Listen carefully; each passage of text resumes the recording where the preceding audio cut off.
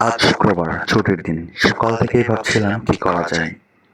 হুট করে ভাবলাম সব বন্ধুরা মিলে ঘুরে আসি আমাদের গরিবের কক্সবাজার নেত্রকোনা মদনের উচিতপুর থেকে। তাই তো রওনা হয়ে গেলাম সব বন্ধুরা মিলে। নেত্রকোনা সদর হতে মাত্র ৩৫ কিলোমিটার দূরে মনোরম পরিবেশে অবস্থিত নেত্রকোনা উচিতপুর আমাদের এই গরিবের কক্সবাজার। উচিতপুর যাবার রাস্তাটি এতটাই মনোমুগ্ধকর, আপনি নিজের চোখে না দেখলে কখনোই বিশ্বাস করতে পারবেন না। ছুটির দিনে প্রকৃতির এই অপরূপ সৌন্দর্য আমাদের প্রতিটি বন্ধুকে অনেক মুগ্ধ করেছে।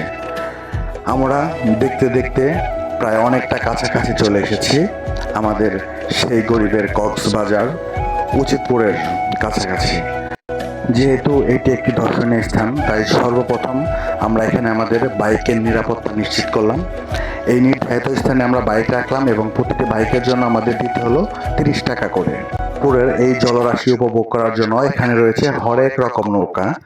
আমরা দরদাম করে আমাদের সামর্থ্য মতো একটা নৌকা পছন্দ করলাম এবং আমরা সেই নৌকায় উঠে পড়লাম। আমরা যেহেতু মাত্র ৫ জন বন্ধু ছিলাম, সেক্ষেত্রে আমরা অনেক বড় নৌকায় নিইনি, অনেক ছোট একটা নৌকা নিয়েছি। নৌকাতে উঠে আমরা কিছু ফটো সেশন করলাম, যেগুলো আপনাদের সামনে উপস্থাপন করলাম। গরিবের এই মিনি কক্সবাজার দেখার জন্য প্রতিনিয়ত ভিড় করে দেশের বিভিন্ন প্রান্ত থেকে অনেক দর্শনার্থী। প্রথমেই এক নজরে আপনাদেরকে দেখাচ্ছি এই উচিতপুরের বিশাল জলরাশি, যে জলরাশি আপনার এক নজরে আপনাকে মনোমুগ্ধ করে তুলবে। আকর্ষণীয় স্থান হচ্ছে হিজল বাগান। আমরা বেশিরভাগ সময় কাটিয়েছি এই হিজল বাগানে।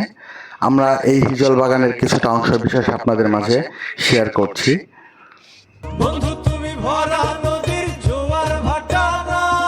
যারা নেত্রকোনার আশেপাশে আছেন, অবশ্যই সময় করে এই গরিবের মিনি কক্স বাজারে আসবেন।